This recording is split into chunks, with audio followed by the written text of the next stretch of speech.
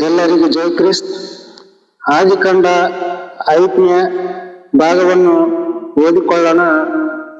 ನಾವು ಮಾತಾಡೋದ್ರಲ್ಲಿ ಏನಾದರೂ ತಪ್ಪಾಗಿದ್ರೆ ಕ್ಷಮಿಸ್ಬೇಕು.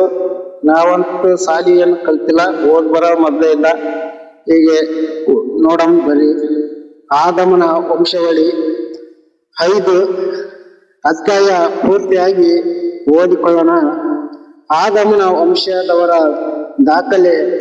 ದೇವರು ಸೃಷ್ಟಿ ಕಾರ್ಯದಲ್ಲಿ ಮನುಷ್ಯನನ್ನು ತನ್ನ ಹೋಲಿಕೆಗೆ ಅನುಸಾರವಾಗಿ ಸೃಷ್ಟಿ ಮಾಡಿದನು.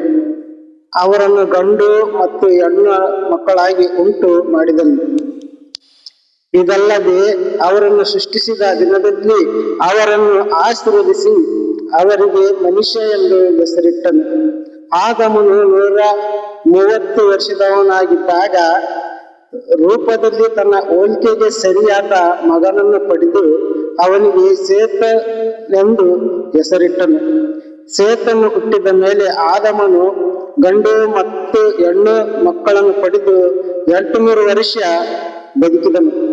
ಆದಮನು ಒಟ್ಟು 930 ವರ್ಷ ಬದುಕಿ ನಂತರ ಸತ್ತನು. ಶೇತನು 105 ವರ್ಷದವನಾಗಿದ್ದಾಗ ಎನೋಷನನ್ನು ಪಡೆದನು. ಎನೋಷನು ಹುಟ್ಟಿದ ಮೇಲೆ ಶೇತನ ಗಂಡು ಮತ್ತು ಹೆಣ್ಣು ಮಕ್ಕಳನ್ನು ಪಡೆದು 807 ವರ್ಷ ಬದುಕಿದನು.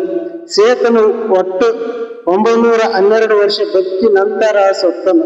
ಎನೋಷನು 90 ವರ್ಷದವನಾಗಿದ್ದಾಗ ಕೆನಾನನು ಪಡೆದನು. ಕೆನಾನನು ಹುಟ್ಟಿದ ಮೇಲೆ ಎನೋಷನು ಗಂಡು ಮತ್ತು ಹೆಣ್ಣು ಮಕ್ಕಳನ್ನು ಪಡೆದು 815 ವರ್ಷ ಬದುಕಿದನು. ಎನೋಷನು ಒಟ್ಟು 905 ವರ್ಷ ಬದುಕಿದ ನಂತರ ಸತ್ತನು. ಕೆನಾನನು 70 ವರ್ಷದವನಾಗಿದ್ದಾಗ ಮಹಾಲೇಲನನ್ನು ಪಡೆದನು. ಮಹಾಲೇಯನು ಹುಟ್ಟಿದ ಮೇಲೆ ಕೇನನು ಗಂಡು ಮತ್ತು ಹೆಣ್ಣು ಮಕ್ಕಳನ್ನು ಪಡೆದು 840 ವರ್ಷ ಬದುಕಿದನು. ಕೇನನು ಒಟ್ಟು 910 ವರ್ಷ ಬದುಕಿ ನಂತರ ಸತ್ತನು. ಮಹಾಲೇಲನು 65 ವರ್ಷದವನಾಗಿದ್ದಾಗ ಹೆರೋದನನ್ನು ಪಡೆದನು. ಹೆರೋದನು ಹುಟ್ಟಿದ ಮೇಲೆ ಮಹಾಲೇಲನು ಗಂಡು ಮತ್ತು ಹೆಣ್ಣು ಮಕ್ಕಳನ್ನು ಪಡೆದು 830 ವರ್ಷ ಬದುಕಿದನು. ಮಹಾಲೇಲನು ಒಟ್ಟು 895 ವರ್ಷ ಬದುಕಿದ ನಂತರ ಸತ್ತನು. ಹೆರೋದನು 162 ವರ್ಷದವನಾಗಿದ್ದಾಗ ಅನಕನನ್ನು ಪಡೆದನು. ಅನಕನು ಹುಟ್ಟಿದ ಮೇಲೆ ಹೆರೋದನು 800 ವರ್ಷ ಬದುಕಿದನು. ಹೆರೋದನು ಒಟ್ಟು 962 ವರ್ಷ ಬದುಕಿ ನಂತರ ಸತ್ತನು. ಅನಕನು 65 ವರ್ಷದವನಾಗಿದ್ದಾಗ ಮತ್ತೆ ಲೇಷನನ್ನು ಪಡೆದನು. ಮತ್ತು ಶಲನು ಹುಟ್ಟಿದ ಮೇಲೆ ಅನಕನು ಗಂಡು ಮತ್ತು ಹೆಣ್ಣು ಮಕ್ಕಳನ್ನು ಪಡೆದು ದೇವರ ಅನ್ಯೋನ್ಯತೆಯಲ್ಲಿ 300 ವರ್ಷ ಬದುಕಿದನು. ಅನಕನು ಬದುಕಿದ ಒಟ್ಟು ಕಾಲ 300 ವರ್ಷಗಳು.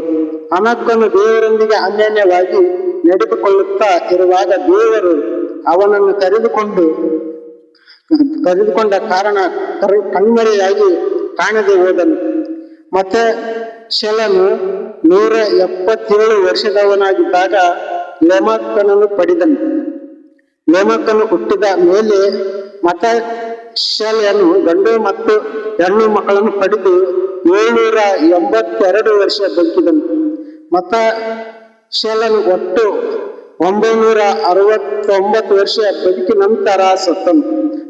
ಲೆಮಕನು 172 ವರ್ಷದವನಾಗಿದ್ದಾಗ ಒಬ್ಬ ಮಗನನ್ನು ಪಡೆದನು. ಅವನಿಗೆ ನೋಹ ಎಂದು ಹೆಸರಿಟ್ಟು, ಯೆಹೋವನು ಶಾಪ ಕೊಟ್ಟ ಈ ಭೂಮಿಯಲ್ಲಿ ನಾವು ಕೈ ಕೆಸರಾಗಿಸಿಕೊಂಡು ಅನುಭವಿಸುತ್ತಿರುವ ಶ್ರಮೆಗೆ ಈ ಮಗನಿಂದ ಆಧರಣೆ ಸಿಗುವುದು ಎಂದು ಹೇಳಿದನು. ನೋಹನು ಹುಟ್ಟಿದ ಮೇಲೆ ಲೆಮಕನು ಗಂಡು ಮತ್ತು ಹೆಣ್ಣು ಮಕ್ಕಳನ್ನು ಪಡೆದು 595 ವರ್ಷ ಬದುಕಿದನು. ಲೆಮಕನು ಒಟ್ಟು 777 ವರ್ಷ ಬದುಕಿ ನಂತರ ಸತ್ತನು. ನೋಹನು 500 ವರ್ಷದವನಾಗಿದ್ದಾಗ ಶೇಮಿ, ಹಾಮಿ, ಯೆಫೆತ್ ಎಂಬ 3 ಮಂದಿ ಗಂಡು ಮಕ್ಕಳನ್ನು ಪಡೆದನು.